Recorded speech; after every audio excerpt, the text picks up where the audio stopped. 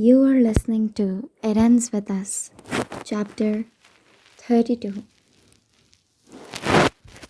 Of all the secrets I've held over the last few months, I'm the saddest about keeping everything from my mother.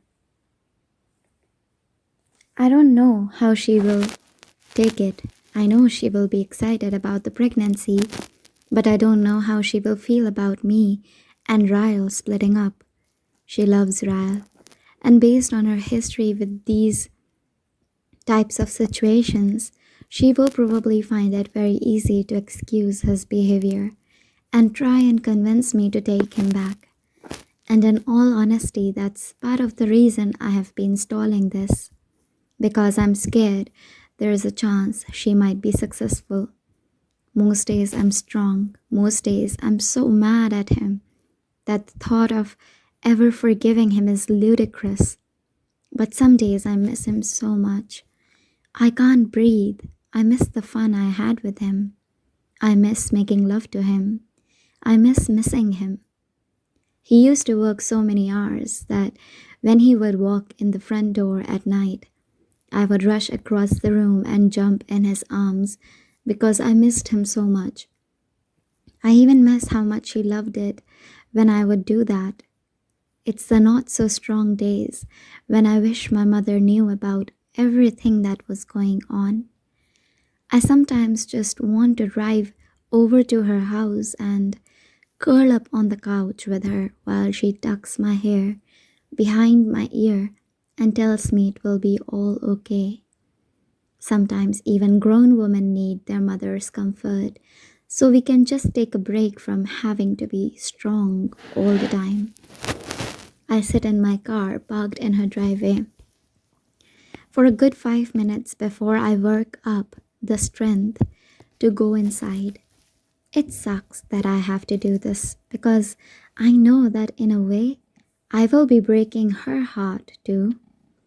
I hate it when she's sad and telling her I married a man who might be like my father is going to make her really sad.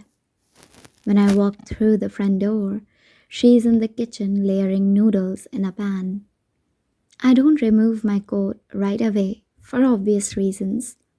I'm not wearing a maternity shirt, but my bump is almost impossible to hide without a jacket, especially from a mother. "Hey, sweetie," she says. I walk into the kitchen and give her a side hug while she layers cheese over the top of the lasagna. Once the lasagna is in the oven, we walk over to the dining room table and take a seat. She leans back in her chair and takes a sip from a glass of tea. She's smiling. I hate it even more that she looks so happy right now. "Lily," she says, "there's something I need to tell you." I don't like this. I was coming over here to talk to her. I'm not prepared to receive a talk. "What is it?" I ask hesitantly. She grips her glass of tea with both hands. "I'm seeing someone." My mouth drops open. "Really?" I ask, shaking my head. That's... I'm about to say good, but then I grow instantly worried that she's just past herself being in a similar situation she was in with my father. She can see the worry on my face, so she grabs my hands in both of hers. "He's good, Lily. He's so good. I promise." Relief washes over me in an instant because I can see she's telling the truth. I can see the happiness in her eyes.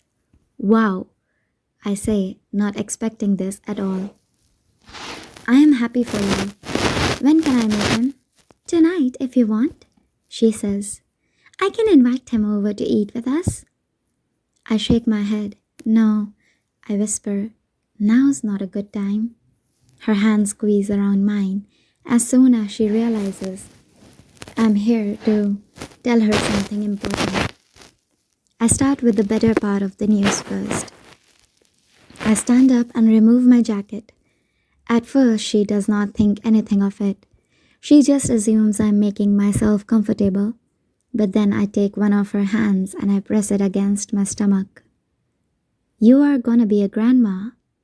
Her eyes widen, and for several seconds she's stunned speechless. But then tears begin to form. She jumps up and pulls me into a hug. Lily, she says. Oh my God. She pulls back, smiling. That was so fast. Were you trying? You haven't even been married for very long. I shake my head. No, it was a shock, believe me. She laughs, and after another hug, we both sit down again. I try to keep up my smile, but it's not the smile of an elated, expectant mother. She sees that almost immediately. She slides a hand over her mouth. Sweetie, she whispers, what's the matter? Until this moment, I've fought to remain strong. I've fought to not feel too sorry for myself when I'm around other people. But sitting here with my mother, I crave weakness. I just want to be able to give up for a little while. I want her to take over and hug me and tell me it will be okay. And for the next 15 minutes while I cry in her arms, that's exactly what happens. I just stop fighting for myself because I need someone else to do it for me. I spare her most of the details of our relationship, but I do tell her the most important things, that he's hurt me on more than one occasion, and I don't know what to do, that I'm scared to have this baby alone, that I'm scared I might make the wrong decision, that I'm scared I'm being too weak and that I should have had him arrested, that I'm scared I'm being too sensitive and I don't know if I'm overreacting. Basically, I tell her everything I haven't even been brave enough to fully admit to myself. She retrieves some napkins out of the kitchen and comes back to the table. After our eyes are finally dry, she begins to crumple the napkin between her hands, rolling it over in circles as she stares down at it. Do you want to take him back? She asks. I don't say yes, but I also don't say no. This is the first moment since this has happened that I'm being completely honest. I'm honest to her and to myself. Maybe because she's the only one I know who has been through this. She's the only one I know who would understand the massive amounts of confusion I have been experiencing. I shake my head, but I also shrug. Most of me feels like I will never be able to trust him again, but a huge part of me grieves what I had with him. We were so good together, Mom. The times I spent with him were some of the best moments of my life. And occasionally I feel like maybe I don't want to give that up. I wipe the napkin beneath my eye, soaking up more tears.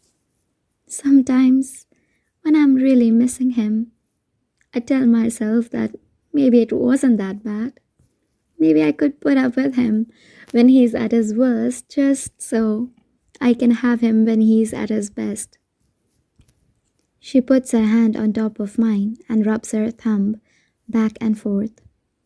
I know exactly what you mean, Lily, but the last thing you want to do is lose sight of your limit.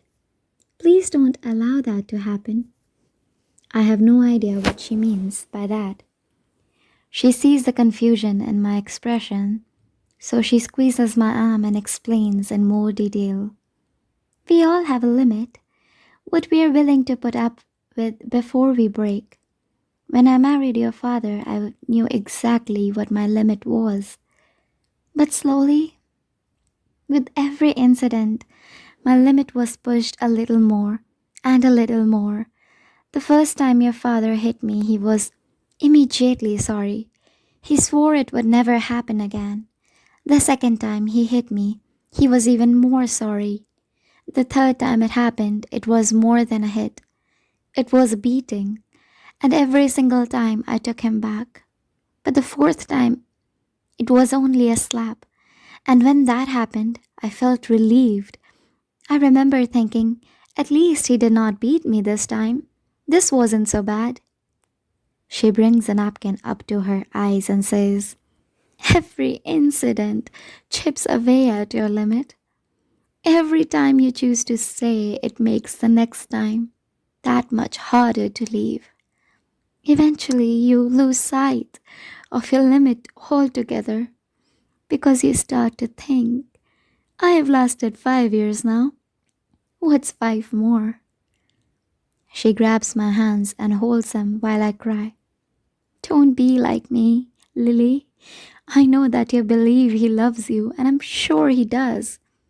But he's not loving you the right way. He doesn't love you the way you deserve to be loved. If Ryle truly loves you, he would not allow you to take him back. He would make the decision to leave you himself, so that he knows for a fact that he can never hurt you again. That's the kind of love a woman deserves, Lily." I wish with all my heart that she did not learn these things from experience. I pull her to me and hug her. For whatever reason, I thought I would have to defend myself to her when I came over here.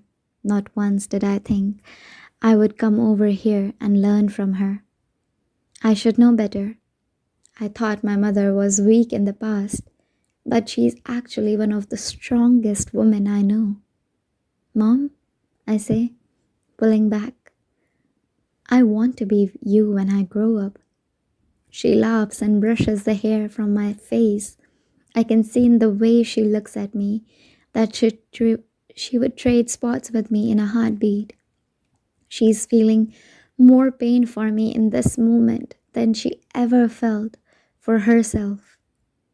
"I want to tell you something," she says. She reaches for my hands again. "The day you gave your father's eulogy, I know you did not freeze up, Lily. You stood at that podium and refused to say a single good thing about that man. It was the proudest I've ever been of you. You were the only one in my life who ever stood up for me. You were strong when I was scared."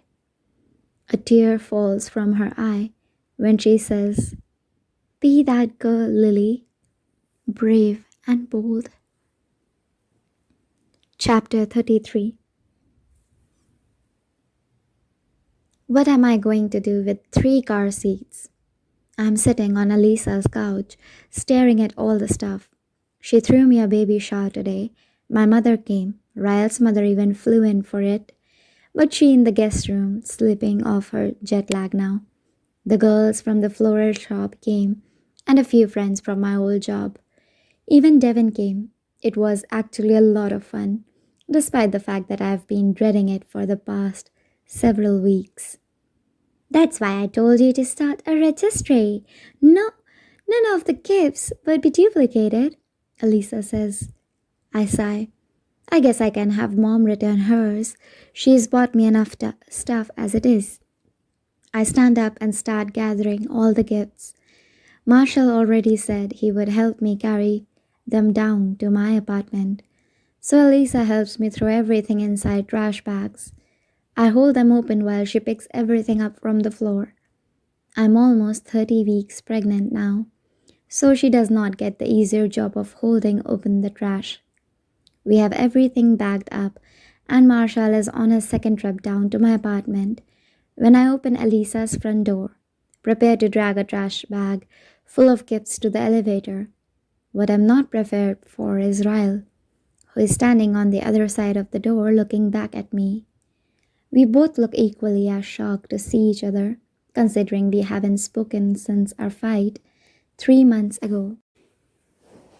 This encounter was bound to happen though. I can't be best friends with my husband's sister and live in the same building as him without eventually running into him. I'm sure he knew I was having the shower today, since his mother flew in for it. But he still looks a little surprised when he sees all the stuff behind me. It makes me wonder if him showing up just as I'm leaving is a coincidence or a suitable convenience. He looks down at the trash bag I'm holding and he takes it from my hands. "Let me get this." I let him. He takes that bag and another one down to the apartment, While I gather my things, he and Marshall are walking back inside the apartment as I'm preparing to walk out. Ral grabs the last bag of stuff and begins to head toward the front door again. I am following behind him when Marshall gives me a silent look, asking me if I'm okay with Ryle going downstairs with me. I nod. I can't keep avoiding Ryle forever, so now is as good a time as any to discuss where we go from here. It's only a few floors between their apartment and mine, but the elevator ride down with Ryle feels like the longest it's ever taken. I catch him staring at my stomach a couple of times, and it makes me wonder how it must feel going 3 months without seeing me pregnant. My apartment door is unlocked, so I push it open and he follows me inside. He takes the last of the stuff to the nursery, and I can hear him moving things around, opening boxes. I stay in the kitchen and clean things that don't even need cleaning. My heart is in my throat, knowing he's in my apartment. I don't feel scared of him in this moment, I just feel nervous. I wanted to be more prepared for this conversation because I absolutely hate confrontation. But I know we need to discuss the baby and our future. I just don't want to, not yet anyway. He walks down the hallway and into the kitchen. I catch him looking at my stomach again. He glances away just as quickly. Do you want me to assemble the crib while I'm here? I should probably say no, but he is half responsible for the child growing inside of me. If he is going to offer physical labor, I'm going to take it, no matter how angry I still am at him. Yeah, that would be a big help. He points toward the laundry room. Is my toolbox still in there? I nod and he heads toward the laundry room. I open the refrigerator and face it so I don't have to watch him walk back through the kitchen. When he's finally in the nursery again, I close the refrigerator and press my forehead against it as I grip the handle.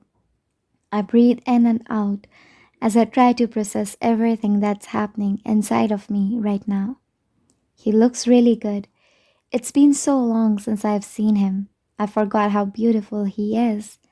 I have an urge to run down the hallway and jump into his arms. I want to feel his mouth on mine. I want to hear him tell me how much he loves me. I want him to lie down next to me and put his hand on my stomach like I've imagined him doing so many times. It would be so easy. My life would be so much easier right now if I would just forgive him and take him back. I close my eyes and repeat the words my mother said to me. If Ral truly loves you, he would not allow you to take him back.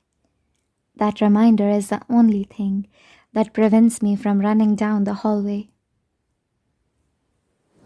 I keep myself busy in the kitchen for the next hour as he remains in the nursery.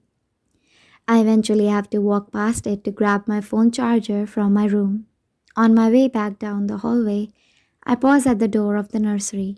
The crib is assembled. He even put the bedding on. He's standing over it, gripping the railing, staring inside the empty crib.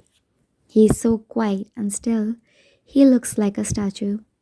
He's lost in thought and doesn't even notice me standing outside the doorway. It makes me wonder where his mind has wandered. Is he thinking about the baby? The child he won't even be living with when he sleeps in that very crib?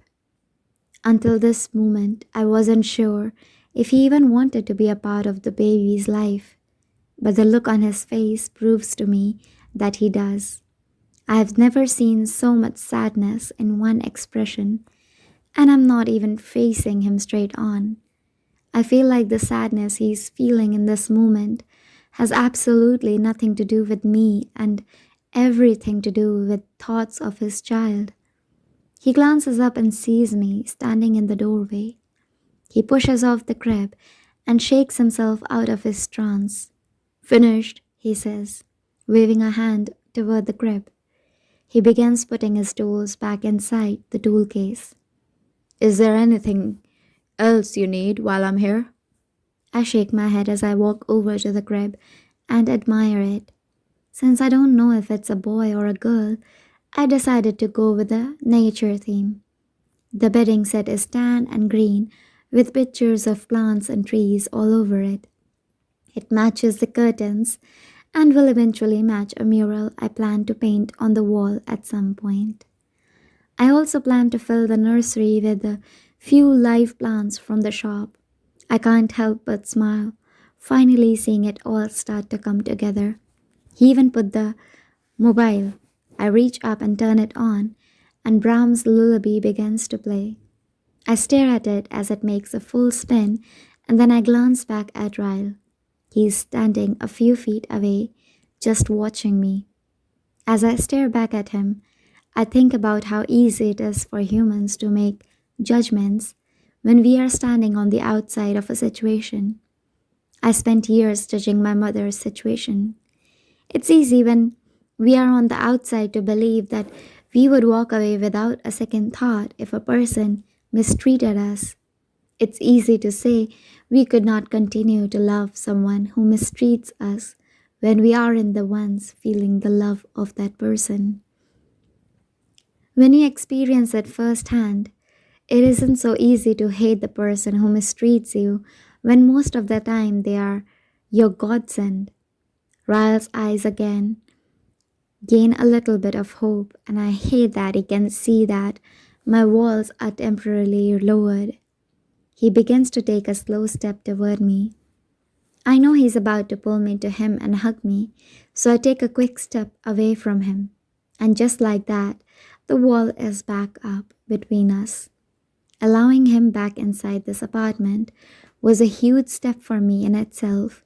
He needs to realize that. He hides whatever rejection he is feeling with a stoic expression. He tucks the toolbox under his arm and then grabs the box the crypt came in. It's filled with all the trash from everything he opened and put together. "I'll take this to the dumpster," he says, walking toward the door. "If you need help with anything else, just let me know, okay?" I nod and somehow mutter thank you. When I hear the front door close, I turn back and face the crypt. My eyes fill with tears, and not for myself this time, not for the baby. I cry for Ryle, because even though he is responsible for the situation he is in, I know how sad he is about it. And when you love someone, seeing them sad also makes you sad. Neither of us brought up our separation or even a chance at reconciliation.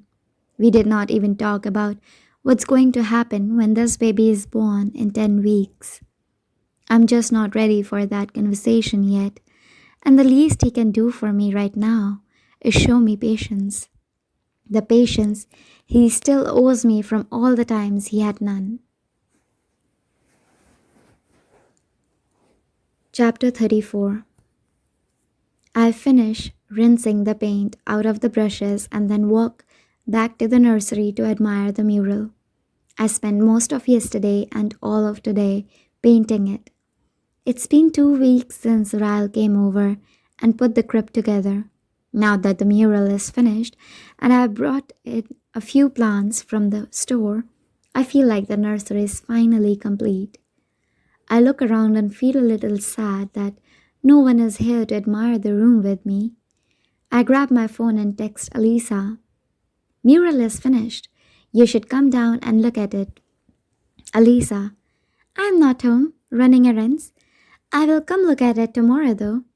I frown and decide to text my mother. She has to work tomorrow, but I know she will be just as excited to see it as I was to finish it. Me: "Feel like driving into town tonight? The nursery is finally finished." Mom: "Can't. Recital night at school. I'll be here late. I can't wait to see it. I will come by tomorrow." I sit down in the rocking chair and know that I should not do what I'm about to do, but I do it anyway. Me: "The nursery is finished. Do you want to come look at it?" Every nerve in my body springs to life as soon as I hit send. I stare at my phone until his reply comes through. "Ryle: 'Of course, on my way down now.'" I immediately stand up and begin making last minute touches. I fluff the pillows on the love seat and straighten one of the wall hangings. I'm barely to the front door when I hear his knock. I open it and damn it, he's wearing scrubs. I step aside as he makes his way in. Alisa said you were painting a mural? I follow him down the hallway toward the nursery. It's taken 2 days to finish, I tell him. My body feels like I ran a marathon, and all I did was walk up and down a step ladder a few times. He glances over his shoulder, and I can see the concern in his expression. He's worried that I was here doing it all on my own. He should not worry, I've got this. When we made it to the nursery, he stops in the doorway.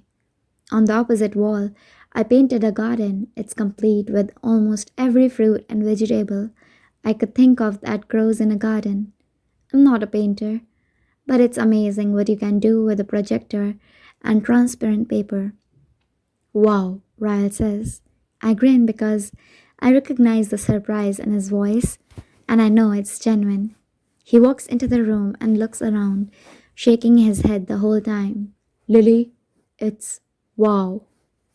If he were Elise, I would clap and jump and down. But he's Ryle, and with the way things have been between us, that would be a little awkward. He walks over to the window where I set up a swing.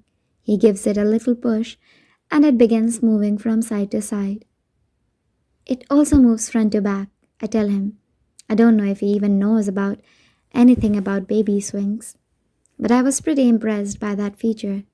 He walks over to the changing table and pulls one of the diapers out of the holder. He unfolds it and holds it up in front of him. It's so tiny, he says. I don't remember Riley being this tiny. Hearing him mention Riley makes me a little sad.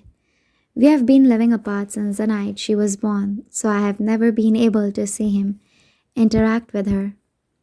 Ryle folds up the diaper and puts it back in the holder. When he turns to face me, he smiles, lifting his hands to motion around the room. It's really great, Lily, he says. All of it. You're really doing. His hands drop to his hips and his smile falters. You're doing really well. A thickness seems to form in the air around me.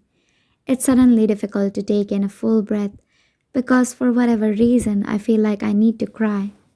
I just really like this moment, and it saddens me that we could not spend the entire pregnancy full of moments like these. It feels good sharing this with him, but I'm also scared I might be giving him false hope. Now that he's here and he saw the nursery, I'm not sure what to do next. It's glaringly obvious that we need to discuss a lot of things, but I have no idea where to start or how. I walk over the chair and take a seat. Naked truth?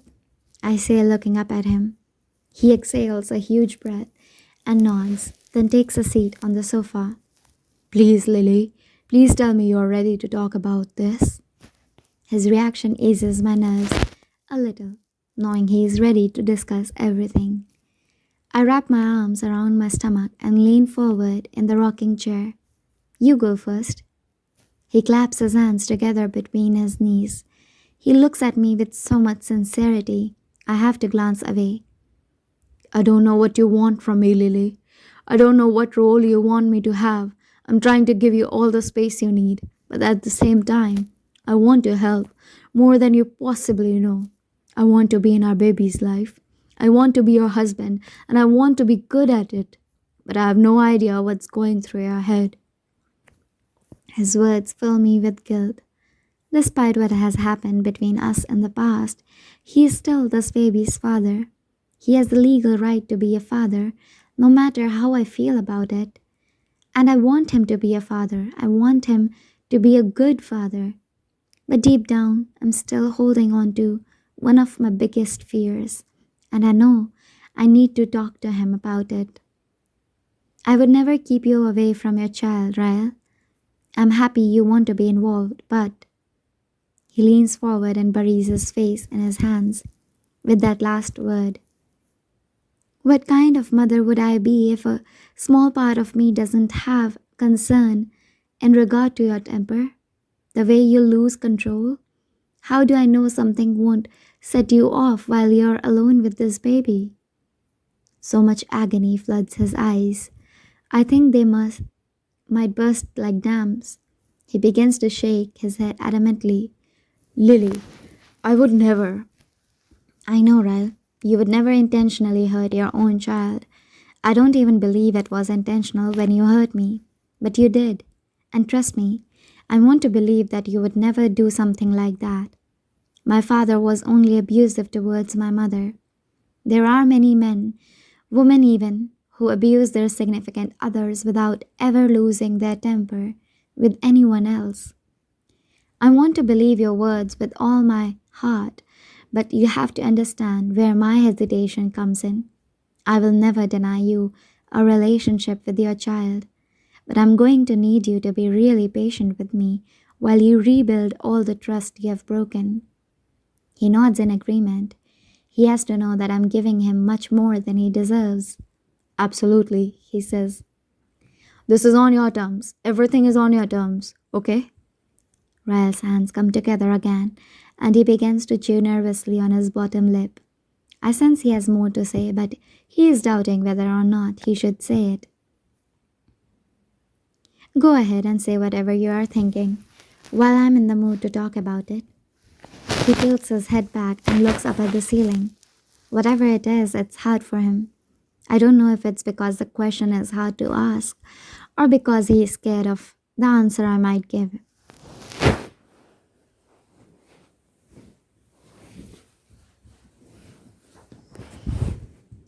What about us? He whispers. I lean my head back and sigh. I knew this question would come, but it's really difficult to give him an answer I don't have. Divorce or reconciliation are really the only two options we have, but neither is a choice I want to make. I don't want to give you false hope, Ryle. I say quietly.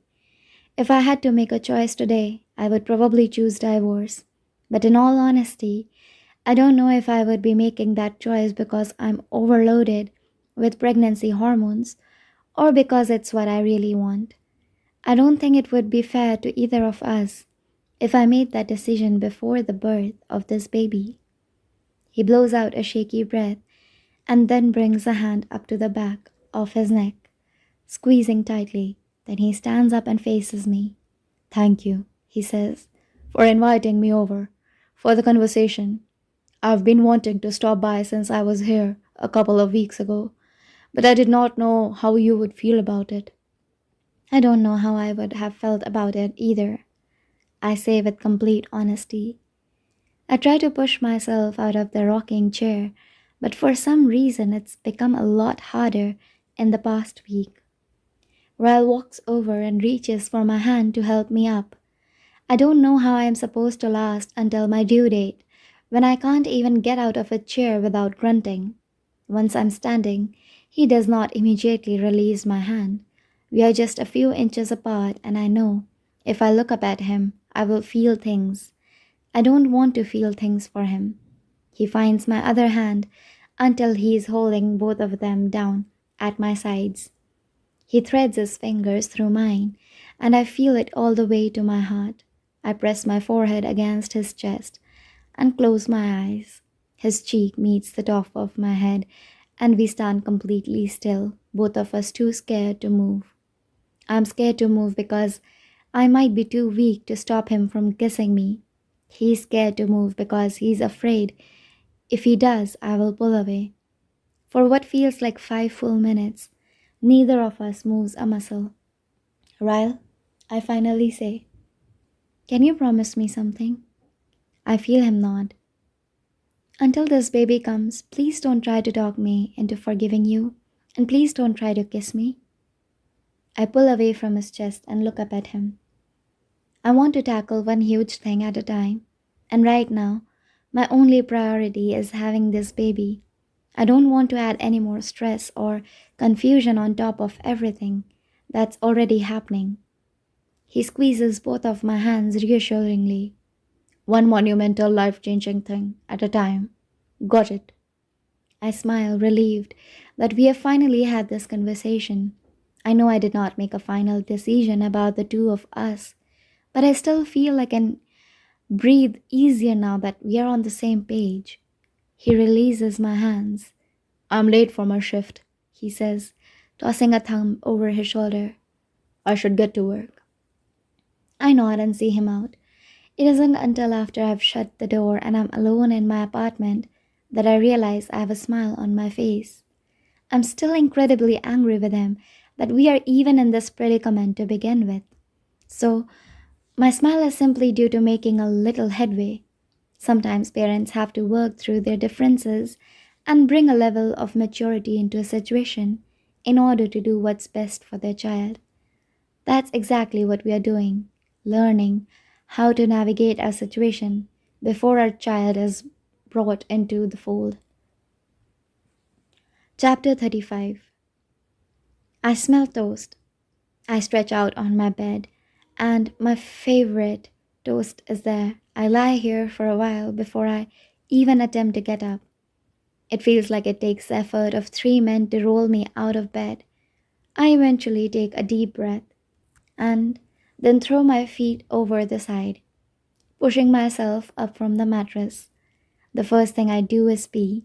It's really all I do now. I'm due in 2 days, and my doctor says it could be another week. I started maternity leave last week, so this is my life right now. I pee and watch TV.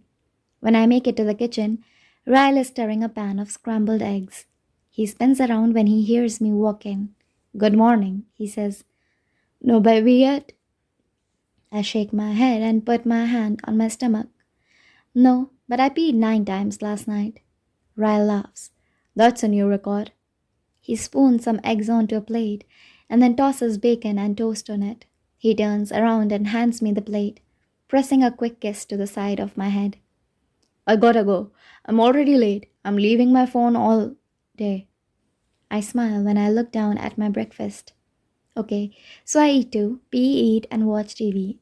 Thank you, I say cheerfully. I take my plate to the couch and turn on the TV. Ryle rushes around the living room, gathering his stuff. I will come check on you at lunch. I might be working late tonight, but Elisa said she can bring you dinner. I roll my eyes.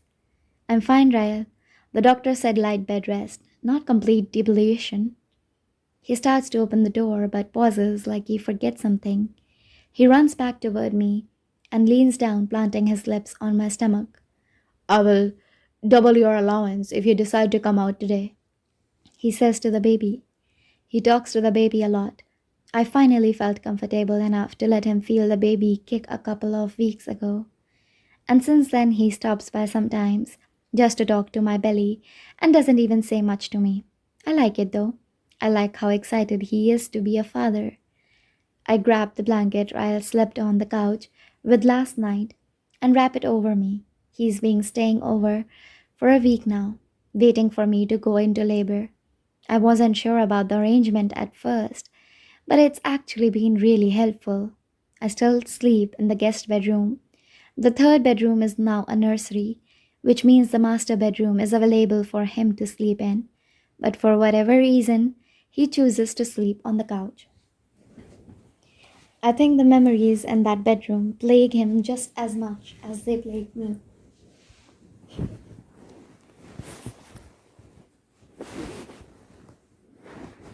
So neither of us even bothers going in there. The last several weeks have been really good, aside from the fact that there's absolutely no physical relationship between us at this point. Things feel like they have kind of gone back to how they used to be. He still works a lot, but on the evenings he's off. I've started having dinner upstairs with all of them. We never eat alone as a couple though. Anything that might feel like a date or couples thing, I avoid. I'm still trying to focus on one monumental thing at a time. And until this baby is born and my hormones are back to normal, I refuse to make a decision about my marriage. I'm sure I'm just using the pregnancy as an excuse to stall the inevitable. But being pregnant allows a person to be a little selfish. My phone begins to ring, and I drop my head into the couch and groan. My phone is all the way in the kitchen. That's like 15 feet from there. Ugh, I push myself off the couch, but nothing happens. I try it again. Still sitting. I grab hold of the arm of my chair and pull myself up. Third time's the charm. When I stand, my glass of water spills all over me. I groan, but then I gasp. I wasn't holding a glass of water.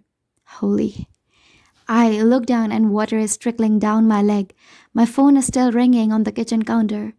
I walk or waddle to the kitchen and answer it. Hello? Hey, it's Lucy. Quick question. Our order of red roses was damaged in shipment, but we have got the Levenberg funeral today, and they specifically wanted red roses for the casket spray. Do we have a backup plan? Yeah, call the florist on Broadway. They owe me a favor. Okay, thanks. I start to hang up so I can call Ryle and tell him my water broke, but I hear Lucy say, Wait! I pull the phone back to my ear. About these invoices, did you want me to pay them today or wait? You can wait, it's fine. Again, I start to hang up, but she yells my name and starts firing off another question. Lucy, I say calmly, interrupting her. I will have to call you about all this tomorrow. I think my water just broke. There's a pause. Oh, go! I hang up right when the first sign of pain shoots through my stomach. I wince and start dialing Ryle's number. He picks up on the first ring. Do I need to turn around? Yes. Oh, God. Really? It's happening? Yes. Lily, he says excited, and then the phone goes dead. I spend the next few minutes gathering everything I will need. I already have a hospital bag, but I feel kind of gross, so I jump in the shower to rinse off. The second burst of pain comes about 10 minutes after the first. I bend forward and clench my stomach, letting the water beat down on my back. Right when I hear the end of the contraction, I hear the bathroom door swing open. You're in the shower? Ryle says, Lily, get out of the shower. Let's go. Hand me a towel. Ryle's hand appears around the shower curtain a few seconds later. I try to fit the towel around me before pulling the shower curtain aside. It's odd, hiding your own body from your own husband. The towel doesn't fit. It covers my boobs but then opens like an upside-down V over my stomach. Another contraction hits as I am stepping out of the shower. Ryle grabs my hand and helps me breathe through it, then walks me into the bedroom. I'm calmly picking out clean clothes to wear to the hospital when I glance over at him. He's staring at my stomach. There's a look on his face I can't decipher. His eyes meet mine and I pause what I'm doing. There is a moment that passes between us where I can't tell if he's about to frown or smile. His face twists into both somehow, and he blows out a quick breath, dropping his eyes back to my stomach. You're beautiful, he whispers. A pang shoots through my chest that has nothing to do with the contractions. I realize this is the first time he's seeing my bare stomach. It's the first time he's witnessed what I look like with his baby growing inside of me. I walk over to him and take his hand. I place it on my stomach and hold it there. He smiles at me, brushing his thumb back and forth. It's a beautiful moment, one of our better moments. Thank you, Lily. It's written all over him, the way he's touching my stomach, the way his eyes are looking back at mine. He is not thanking me for this moment or any moment that came before this one. He's thanking me for all the moments I'm allowing him to have with his child. I groan, leaning forward. Effing hell! The moment is over. Ryle grabs my clothes and helps me into them. He picks up all the things I tell him to carry, and then we make our way to the elevator, slowly. I have a contraction when we are halfway there. You should call Elisa, I tell him, when we pull out of the parking garage. I'm driving. I will call her when we get to the hospital, and your mom. I nod. I'm sure I could call them right now, but I kind of just want to make sure we make it to the hospital first because it feels like this baby is being really impatient and wants to make its debut right now in the car. We make it to the hospital, but my contractions are less than a minute apart when we arrive. By the time the doctor scrubs in and gets me to a bed, I'm dilated to a 9. It's only 5 minutes later when I'm being told to push. Ryle doesn't even have a chance to call anyone, it all happens so fast. I squeeze Ryle's hand with every push. At one point, I think about how important the hand I'm squeezing is to his career, but he says nothing. He just allows me to squeeze it as hard as I possibly can, and that's exactly what I do. The head is almost out, the doctor says. Just a few more pushes. I can't even describe the next few minutes. It's a blur of pain and heavy breathing and anxiety and pure, unequivocal elation and pressure. Such an enormous pressure, like I'm about to implode. And then, it's a girl, Ryle says. Lily, we have a daughter. I open my eyes and the doctor is holding her up. I can only make out the outline of her because my eyes are full of too many tears. When they lay her on my chest, it's the absolute greatest moment of my life. I immediately touch her red lips and cheeks and fingers. Ryle cuts the umbilical cord, and when they take her from me to clean her up, I feel empty. A few minutes later, she's back on my chest again, swaddled in a blanket. I can do nothing but stare at her. Ryle sits on the bed next to me and pulls the blanket down around her chin so we can get a better look at her face.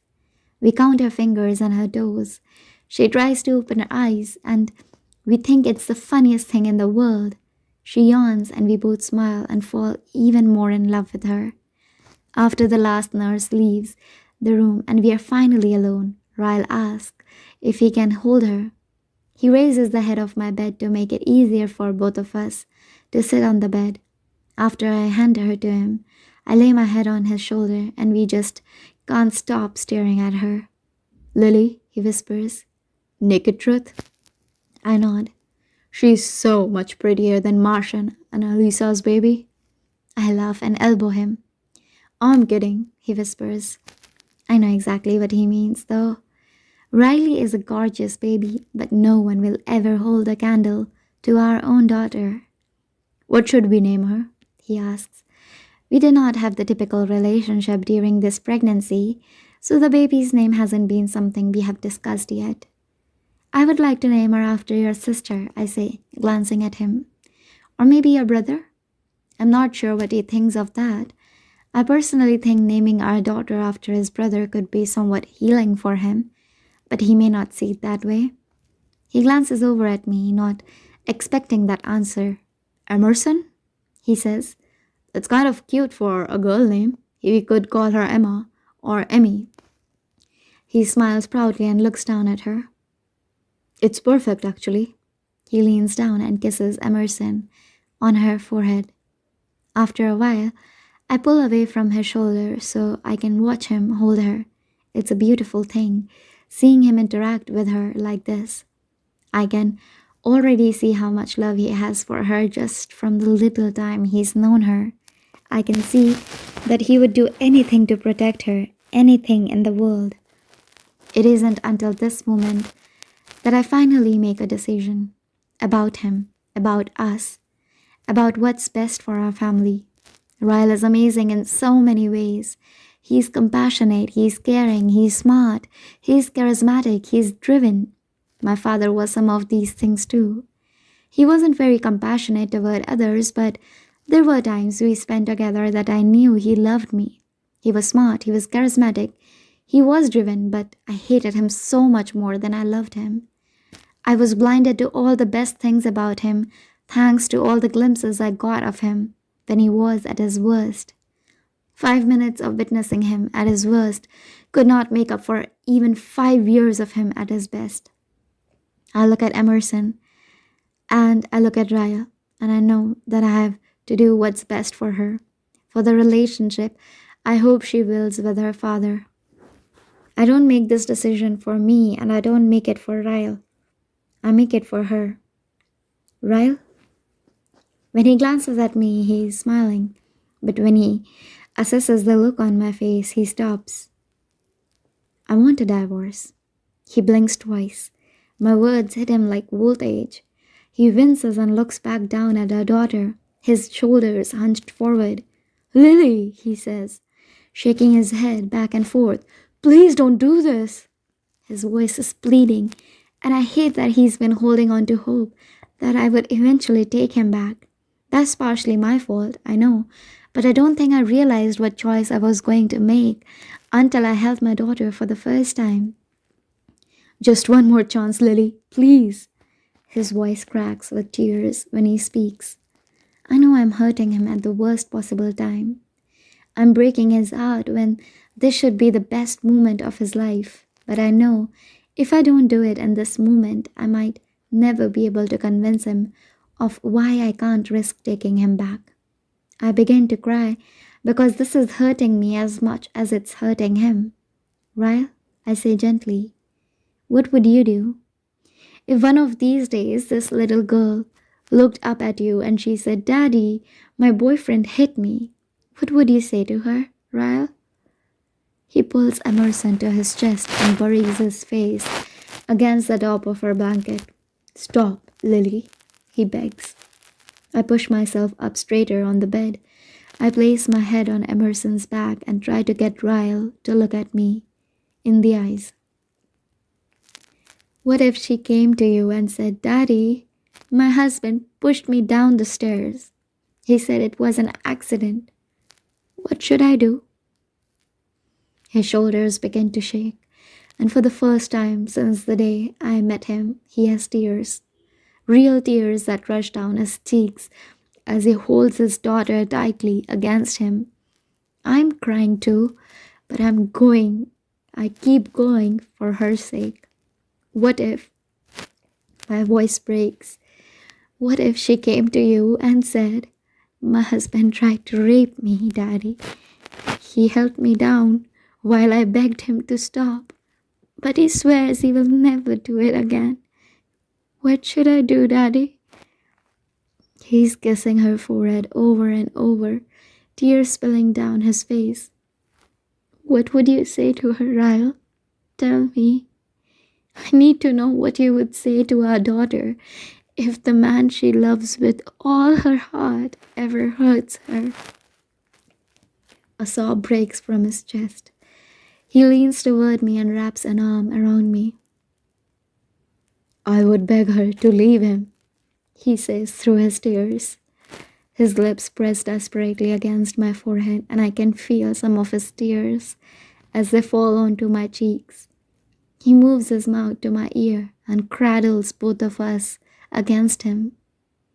I would tell her that she is worth so much more, and I would beg her to not go back, no matter how much he loves her. She is worth so much more.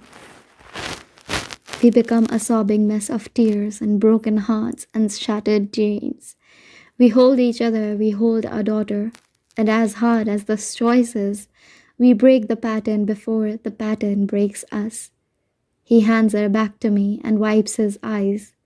He stands up, still crying, still trying to catch his breath. In the last 15 minutes, he lost the love of his life. In the last 15 minutes, he became a father to a beautiful little girl. That's what 15 minutes can do to a person. It can destroy them. It can save them. He points towards the hallway, letting me know he needs to go gather himself. He's sadder than I've ever seen him as he walks toward the door. But I know he will thank me for this one day. I know the day will come when he will understand that I made the right choice by his daughter. When the door closes behind him, I look down at her. I know I am not giving her the life I dreamed for her. A home where she lives with both parents who can love her and raise her together. But I don't want her to live like I lived. I don't want her to see her father at his worst. I don't want her to see him when he loses his temper with me to the point that she no longer recognizes him as her father. Because no matter how many good moments she might share with Ryle throughout her lifetime, I know from experience that it would only be the worst ones that stuck with her. Cycles exist because they are excruciating to break. It takes an astronomical amount of pain and courage to disrupt a familiar pattern. Sometimes it seems easier to just keep running in the same familiar circles rather than facing the fear of jumping and possibly not landing on your feet. My mother went through it. I went through it. I will be damned if I allow my daughter to go through it. I kiss her on the forehead and make her a promise. It stops here, with me and you. It ends with us.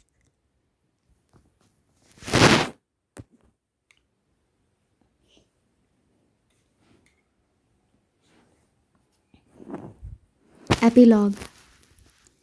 I push through the crowds of Boylston Street until I get to the cross street. I pull the stroller to a crawl and then stop at the edge of the curb. I pull the top of it back and look down at Emmy. She's kicking her feet and smiling like usual. She's a very happy baby. She has a calm energy about her and it's addictive. How old is she? A woman asks.